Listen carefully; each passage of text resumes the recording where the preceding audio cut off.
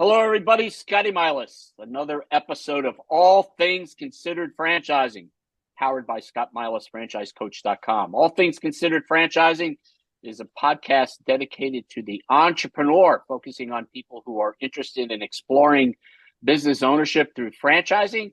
And also, occasionally we have guests on that are entrepreneurs on the independent side, some fascinating stories. Scott Milas Franchise Coach is a company that I founded that helps people research and explore business ownership, franchises. The services, education, and guidance that we provide are absolutely at no cost to our clients. We are compensated by the brands that we represent, over 600 of them now in the IFPG portfolio. And today's guest is just one of those guys that if you ever met him at a poker table, bellied up to the bar and just wanted to have a great conversation. Somebody I've known for years, believe it or not. Another one of those younger generation guys that I have a lot of respect for. Vice President of Horsepower Brands, Turp Ricketts. Turp, welcome to the show. Scotty, my friend, I'll have that check in the mail for gassing me up right after we get off here. Yeah. Yeah, you and I have rubbed elbows on a number of occasions, a number of conferences. Yeah. You just bring some light to the room, I guess, in regards to franchising, helping people kind of make that right decision. You're focused on development, VP of development for Horsepower Brands, which is an FSO, franchise sales organization, multiple brands, but what you've been focusing on is this exciting brand that you brought into the portfolio, Blingle. Yeah. And I definitely want to get into that, but I want to talk about your experience within the franchising industry, how you kind of got into this, because, I mean, it just amazes me that, and you and I were talking before the show started, I'm 63 and I'm kind of gearing back. And I look at people like yourself, kind of that younger generation. I'm not going to say Mhm. absolutely young. And it fascinates me to see the energy that's coming into the industry and organizations, FSOs like yourself. So tell me a little bit maybe tell our audience a little bit about yourself and about franchising, what attracts you to it. And then we'll get into Blingle and some of the other horsepower brands. No, absolutely. I appreciate that. And I know my parents have told me at times that I act like I'm 18 still, but I'm a little That's older a than good that. thing. Yeah, exactly. You got to have that flavor, man, or it all gets boring for you. But no, really excited to be on. I kind of just fell into franchising right out of college. I'm a big mama's boy. I had an opportunity to work for the PGA, but I had to go overseas for like a 10-year contract. It's like not doing that. Worked my way up in various organizations and then had an awesome opportunity to run the franchise finance vertical for a national lender. And I met the CEO. I had worked with the CEO through the process. Said, "Hey, you want to come start this vertical? I'd love to have somebody young with energy like you that knows franchising." I said, "Heck yeah!" Even though I didn't have a clue what I was doing, I'd never managed anyone. And C's get degrees, Scotty. So I did have a little bit of a finance background. I'm not a genius. Built that up like crazy. It was awesome. Scaled it really well. But, banks have portfolios, things like that. And I built it up almost too quickly. And I was like, that's really not going to work for me. I want to keep growing. But I met Josh Skolnick and Zach Butler because I built out customized finance programs for Monster and Redbox. Called them. I knew they were doing something. They're dudes that have vision, they have capital, and they can execute. You put those three things together, I'm all about it. Next thing I know, I'm on a plane. And I'm here, and I've been here. I was the first employee at Horsepower, and built out Mighty Dog, and now with Blingle, and really overseeing all the brands. It's been an awesome ride, man. Yeah, I mean, I'm sure you're not playing a lot of golf out in Nebraska in October, November, December, and January. So it's a short season out there. But, Yeah, there's a lot of excitement with Blingle.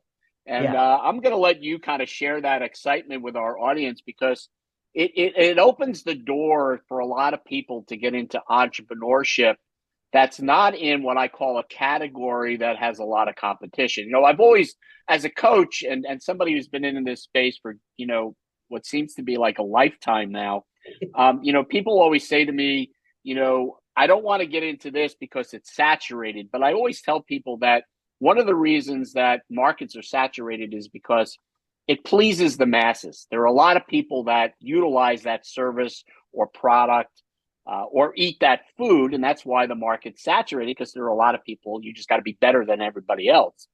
But Yep. Blingle brings in something that's, kind of leans towards a need, not so Yep. much a want. It's a need, but it focuses in on an industry that really isn't saturated, so there's a lot of potential and reoccurring revenue. So share some thoughts about Blingle. Tell the audience a little bit about it, because I think it's a great little brand. Yeah, no, it's been really fun, and we launched franchising in January of 22. We have over 50 franchise owners, 190 plus territories awarded, and 135, 140 of those open. So it's been amazing. And when we look at it, I go look at like creditors reports. We look at the market itself because we want to make sure too, if it's saturated, is it fragmented still? Is there a big dog there? Right. If there's a Procter and Gamble at the lunch table with you, when you get to the lunch table with the big dogs and they want to eat your lunch, you're not eating today, my friend.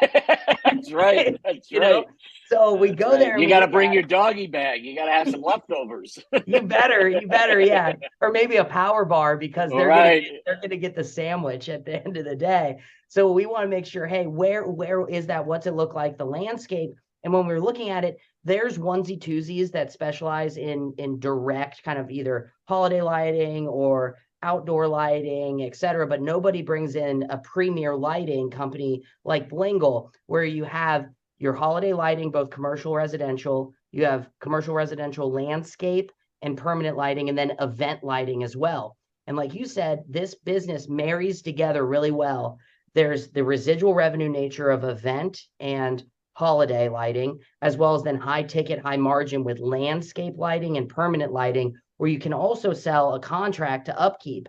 And it marries those two together, and it's very blue ocean when you look at it, man. And it's been a slam dunk so far, and we've had a lot of learnings along the way too. When you grow, as you know, as a franchisor, you're going to hit bumps in the road, and it's about, as a franchisor, how do you react, and do you have the right owners there to just get better and tighten up the sword. And like I said, we have a lot of capital and we know what we're doing. So when we do need to make a pivot, we do. And coming into the second year, we're just beyond excited for what Blingle's going to do.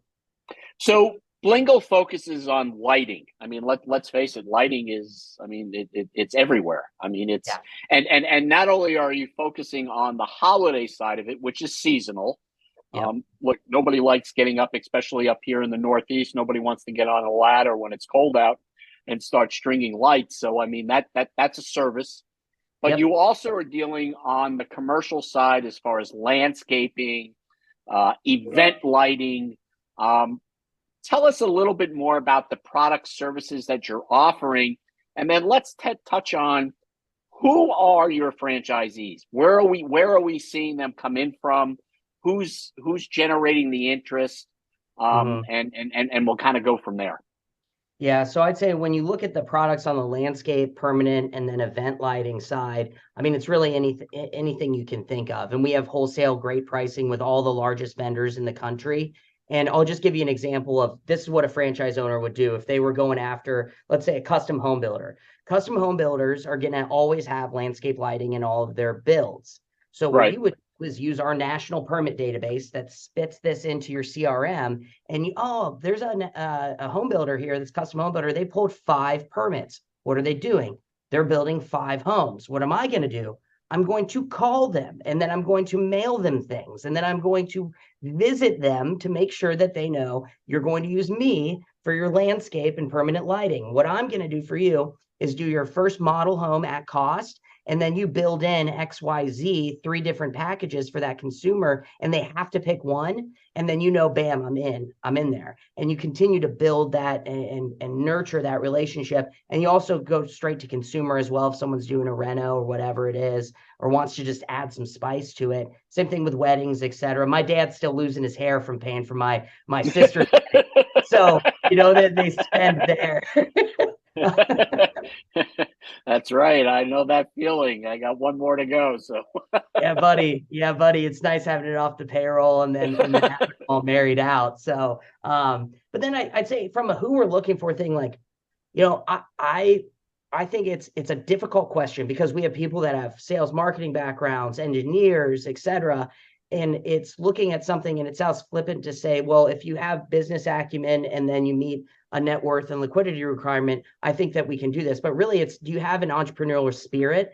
Do you see the glass as half full as opposed to half empty? And there's no Right. specific skill set. Because if I say to you, well, you have to have a pharmaceutical background for like a nursing home or something like that, or this, that, the other. I think it's because the franchisor is smart and they know they don't have the training platform to be able to instill that knowledge upon the Right. franchise. So they have to come in the door with it. With us, you just got to be able to execute and have some business acumen. We'll teach you everything you need to know about the lighting industry, about roofing, about spray foam, painting. It's all service-based businesses. It's not rocket science. See some of your competition out there and you'll know it's not rocket science. Right, right, absolutely. But Yeah. you talk about business acumen. I think it's safe to say, Turp, and again, we don't want to mislead people that there is a general ability here, or a need for an ability to be comfortable in that sales aptitude role. I mean, you've got to be comfortable being able to go speak with somebody. We're not talking about, being a Willie Loman where the death of a salesman, where you're knocking on doors and cold calling 150 people a day. It's Yeah. networking. It's getting out and being able to say, "Hey, I'd like you to, talk to you about the services," or making a presentation. Am I Yeah. correct in that aspect? I mean, Oh, yeah. if you don't have that skill set or that comfort, these businesses may not be for you. Oh, 110%. Like you need to be able to go out and present your business to a group of realtors or some, real estate agents, because you want to get in, hey, if you need some landscape lighting to do XYZ, or, commercial brokers with, hey, your security in your system is gonna, and the lighting package is gonna make it so that it's eco-friendly, et cetera. You want to be able to go out and be passionate about it and be able to speak to it. But I tell people, even if you don't like that, guess what? You will, because it's your baby. And if you can't speak to your business in a confident way, in an excited, passionate way, it doesn't have to be a passion business. I don't even necessarily I don't believe in that, right? It's just no matter what, you have this investment in, and it is your baby, it is your business, and you got to be able to speak to it. If you want to sit at a computer all day and, you better have an awesome sales team and be able to manage them. And if that's your personality, I don't know if you'd be great at managing a good Right, sales. exactly. Exactly. No, and one of the things that you just mentioned, and maybe our audience didn't pick up on it, is that in that horsepower family, the service-based brands, the Mighty Dog Roofings, the Blingles, and the other brands that you have, you don't necessarily have to have industry experience. The beauty of investing in a franchise and becoming an entrepreneur versus doing it yourself, I mean, there are advantages. I mean, look, I got nothing against people who are independents. I think independents are great. But the beauty of a franchise, I guess it was put to me, the best way to describe it is that you're really starting on third base. I mean, to put it into and to put it into golfing terms, you're starting with a 10-foot putt. I mean, you're Yeah. not back on the tee box. So you have all the help, the assistance, the guidance. And I think one of the things about horsepower brands is that you bring that level of expertise and support that some of the FSOs don't. A lot of FSOs, not a lot, but some of them are, hey, thanks for signing the agreement. Thanks very much. Talk to you later. Yeah. Whereas you're hand holding and getting people training and getting them open, so to speak, to be successful. Yeah, because I mean, we're connected to the brand. We run EOS, which is based on the book Traction by Gino Wickman. So we have L10 meetings. I'm on all of the brand L10 meetings for Blingle specifically right now. All of our directors and other VPs are on the brand's L10s. Like, we're very connected, where we're actually part of the same organization. We just operate as, this is our silo and development, and then you have this. But I see everybody every day. I talk to them every day, and we're extremely connected and understand where we need to pivot, what are updates within the industry itself, within the brand itself. And it's really cool being able to have that camaraderie, and I think culture that then the franchise owners feel too. Right, right. We're talking to Turp Ricketts, who's Vice President of Development over at Horsepower Brands and focusing on Blingle, a lighting franchise. I mean, a lot of people probably just, it's just amazing the different types of businesses that get franchised. But, when people think lighting, people automatically think holiday lighting, but this goes a lot further than holiday lighting. We're talking about outdoor lighting, landscaping and things like that. So Terp, what's coming next for horsepower? I mean, the industry, I have found over the last 18 months, 24 months, that the amount of companies that are looking to franchise has grown. It's twofold. I mean, the growth is just enormous. Anything new and exciting coming down the pike? I mean, not that you can let the cat out of the bag, but what should we look for? Because I know Josh and I know Zach. I mean, exciting guys, very successful in the franchising space. That whole story with Josh and the brand that he built. What's coming next for horsepower? Anything exciting? So specifically, I cannot tell you. I do know, but we'll have two more brands that we're launching, franchise business brands that we're going to be launching in 2023.